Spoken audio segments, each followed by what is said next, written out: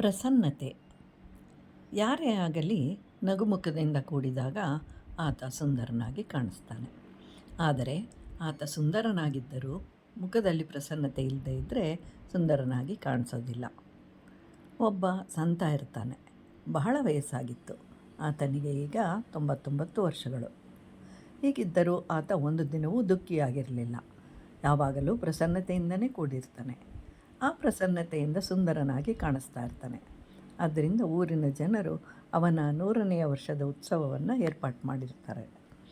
ಅವರಲ್ಲಿ ಕೆಲವರು ಸಂತನ ಬಳಿಗೆ ಬಂದು, ಹೇಗೆ ನೀವು ಸದಾ ಪ್ರಸನ್ನ ಚಿತ್ತರಾಗಿರಲು ಸಾಧ್ಯ ಅಂತ ಕೇಳಿದಾಗ ಸಂತರು ಇದರಲ್ಲಿ ಏನೂ ರಹಸ್ಯವಿಲ್ಲ ಅಂತ ಹೇಳ್ತಾರೆ. ಆಗಿನ್ನೂ ನಾನು ಪುಟ್ಟ ಬಾಲಕನಾಗಿದ್ದೆ. ಆಟವಾಡಲು ಹೋಗಿದ್ದೆ. ಸ್ವಲ್ಪ ಸಮಯದ ಬಳಿಕ ಅಳುತ್ತಾ ಮನೆಗೆ ಬಂದೆ. ತಾಯಿ ಕೇಳಿದಳು, ಏಕೆ ಅಳ್ತಾ ಇದೆಯಾ ಅಂತ. ಆಗ ಬಾಲಕ ಹೇಳಿದ, ಒಬ್ಬ ಹೊಡೆದನು, ಮತ್ತೊಬ್ಬ ಬಾಲಕ ಅಣಕವಾಡಿದನು, ಮತ್ತೊಬ್ಬನು ಜಗಳವಾಡಿದನು. ಹೀಗೆ ಹೇಳ್ತಾ ಅಳ್ತಾ ಇರ್ತಾನೆ.